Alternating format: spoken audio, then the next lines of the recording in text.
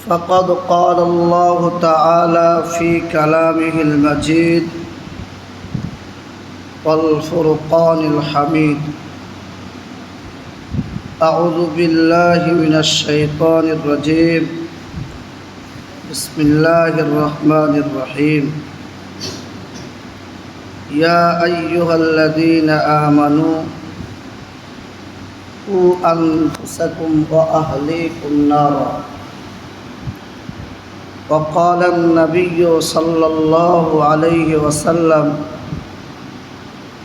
الحسن والحسين سيدا شباب أهل الجنة رضي الله تعالى عنهما.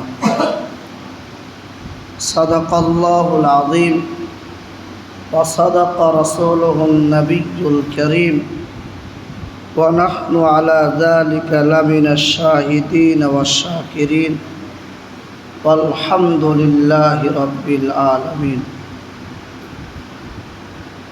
اللهم صل على محمد وعلى آل محمد كما صليت على إبراهيم وعلى آل إبراهيم إنك حميد مجيد. اللهم بارك على محمد وعلى آل محمد كما باركت على إبراهيم وعلى آل إبراهيم إنك حميد مجيد.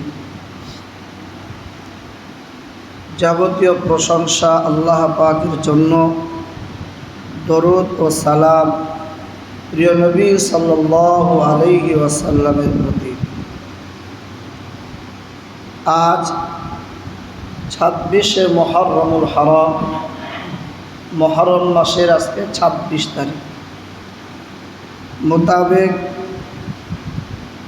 আগস্টের 2 তারিখ 2রা আগস্ট, শ্রাবণ মাসের 17 তারিখ, 17ই শ্রাবণ। কোরআন শরীফ থেকে একটি আয়াতে কারিমা তেলাওয়াত করেছি, হাদিস পাক থেকে একটি হাদিস শরীফ তেলাওয়াত করেছি। আল্লাহ পাক চাইলে সংক্ষিপ্ত আলাপ আলোচনা। বিগত সপ্তাহের আলোচনার দিকে লক্ষ্য করলে আমরা শহীদানদের এক এক করে ঘটনা বলতে বলতে আসছিলাম। আজকে আমি হাদিস থেকে যে হাদিসের টুকরোটা পেশ করেছি, সাইয়্যিদা শাবাবি আহলিল জান্নাহ আল হাসান ওয়াল হুসাইন রাদিয়াল্লাহু তাআলা আনহুমা। আল্লাহ রাসূল সাল্লাল্লাহু আলাইহি ওয়াসাল্লাম বলেন, জান্নাতি যুবকদের সর্দার ইমাম হাসান আর ইমাম হুসাইন রাদিয়াল্লাহু তাআলা আনহুমা।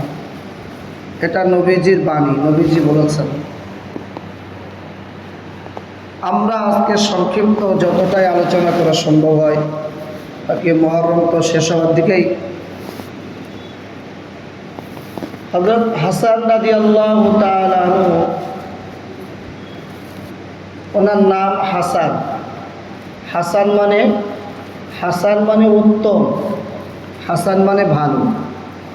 আমাদের এই সামাজিকতার বসবাসে অনেক ছেলেদের নাম, অনেক মুরব্বীদের নাম হাসান। হাসান মানে ভালো, হাসান মানে উত্তম। আল্লাহ পাক তার শারীরিক গঠন, চেহারাটা যেমন উত্তম বানিয়েছিলেন, অপূর্ব সুন্দর। আল্লাহ রাসূল সাল্লাল্লাহু আলাইহি ওয়াসাল্লামের অবয়ব একটা চিত্র, নবীজির সাদৃশ্য, একদম নবীজির মতন দেখতে। আল্লাহ যেমন বাহ্যিক চরিত্রটা, বাহ্যিকভাবে গঠনটা আল্লাহ যেমন সুন্দর বানিয়েছিলেন, আভ্যন্তরীণটা, চারিত্রিক দিকটা, আখলাকিয়াতটা আল্লাহ আরো সুন্দর বানিয়েছিলেন। সুবহানাল্লাহ। হাসান রাদিয়াল্লাহু তাআলা আনহু, তার পিতার নাম আমরা সকলেই জানি, সম্মানিত পিতা শেরে খোদা হযরত আলী রাদিয়াল্লাহু তাআলা, মা খাতুনে জান্নাত, সাইয়্যিদাতুন নিসা আহলিল জান্নাহ, জান্নাতি রমণীদের সর্দারে মা ফাতেমাতু জহরা রাদিয়াল্লাহু তাআলা আনহা। গাছ ভালো হলে ফল ভালো হওয়ার আশা করা যায়। মা যেমন বাপ যেমন, ছেলেরাও তো তেমন হবে।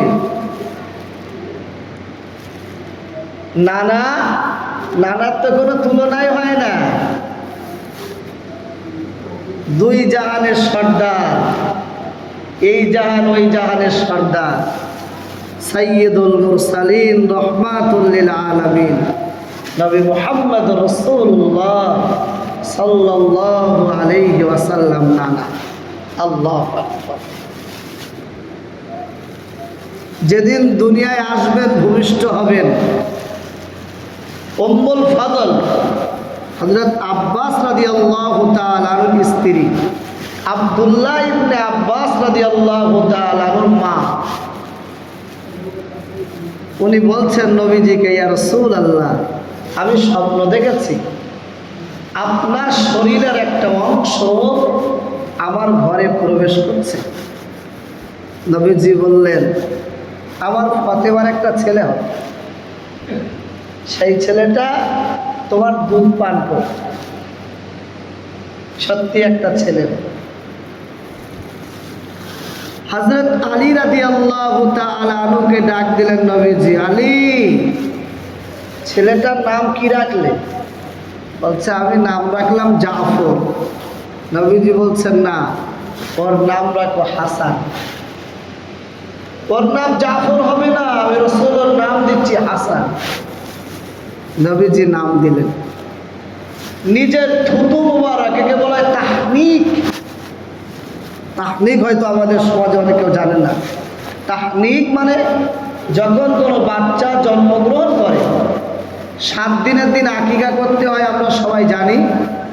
ওই আকিকার দিন ভালো দেখে তার নামও রাখতে হয়। ওই দিনে কোনো বুজুর্গ আল্লাহওয়ালা মানুষ ডেকে তিনি কিছু মিষ্টি জাতীয় দ্রব্য, খেজুর হোক অথবা কোনো মিষ্টি জাতীয় কিছু হোক, সেটা চিবিয়ে, তার, সে তো খেজুর খেতে পারবে না, চিবিয়ে যে রসটা, ওই রসটা বাচ্চার গালে দিয়ে দেওয়া হয়। প্রথম খোরাক পৃথিবীর বস্তু, মায়ের দুধ বাদ দিয়ে, মায়ের দুধ তো খাবেই, মায়ের দুধ বাদ দিয়ে দুনিয়ার কোনো বস্তুর খাবার, এইটা যেন তার পেটে যায়। এটা গেলে আশা করা যায় আল্লাহ ওয়ালাদের সোহবত, যারা আল্লাহ ওলি মানুষ, তাদের একটা নেক নজর, তাদের দোয়া, তাদের বরকত, এ বিরাট বড় দামি জিনিস। একে বলা হয় তাহনিক। এ বুজুর্গ মানুষ দিয়ে করতে হবে। আমাদের সমাজে প্রথা আছে, গালে ক্ষীর দেয়, বাচ্চা একটু বড় হলে, খেতে শিখলে গালে ভাত দেয়, প্রথা আছে। 7 দিনের দিন সুন্দর একটা নাম রাখতে হবে। এই নাম রাখার সিস্টেম আপনি কোরআন শরীফ খুললেই পাবেন। 3 পারায় লেখা আছে। মা মারিয়াম আলাইহিস সালাম যখন জন্মগ্রহণ করেছিলেন, তার আগে ওনার মা নিয়ত করেছিলেন, ঘটনা লম্বা চওড়া, আমি সেদিকে যাব না, শুধু মনে করিয়ে দেওয়ার জন্যে। ওনার মা নিয়ত করেছিলেন, আল্লাহ, আমার যদি একটা ছেলে হতো। ছেলে হওয়ার পরিবর্তে একটা মেয়ে হলো। উনি বলেছিলেন, ইন্নী সাম্মাইতুহা মারিয়াম, আমি এর নাম রেখে দিলাম মারিয়াম। মেয়ের নাম রাখা, ছেলের নাম রাখা, এগুলো সব 7 দিনের দিন হবে। তো নবীজি সাল্লাল্লাহু আলাইহি ওয়াসাল্লাম নাম রাখলেন হাসান, তাহনিক করলেন নিজে, এবং বাচ্চার কানে আজানও তিনি নিজেই দিলেন। বাচ্চার কানে আজান, এটা বিরাট বড় একটা ফ্যাক্ট। শরিয়াতের এই কিছু কিছু ছোট ছোট জিনিসগুলো আমরা না মানার কারণে পরবর্তীকালে বিরাট অসুবিধা হয়।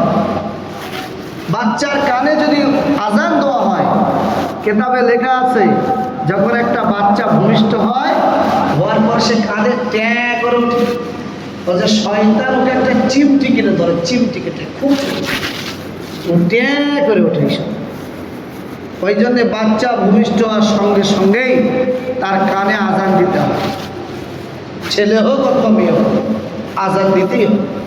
আজান দিলে শয়তানের আসারাত থেকে, শয়তানের ওয়াসওয়াসা থেকে এই বাচ্চাটা হেফাজত থাকে। আর আকিকা দিলে কি ফায়দা? আসলে বাঙালি ফায়দা জানে না বলে করে না। আকিকা দিলে ফায়দা হলো এই, যে বাচ্চার আকিকা দেওয়া হবে, আল্লাহ যদি চায় এই বাচ্চাটা সমস্ত রকম রোগ শোক বালা মুসিবত থেকে আল্লাহ হেফাজত করে। এটা আকিকার বড়। বড় রাত করে এই সমাজের মানুষ, বড় রাত। নানির বাড়ি যদি হয়, দাদির বাড়ির থেকে সব লোকজন আসে, পোলট্রি মুরগি কিনে নিয়ে আসে, বড় রাত করে। ওই বড় রাত করতে গিয়ে যে টাকা ব্যয় হয়, ওই টাকায় আরামসে আকিকা হয়ে যাবে।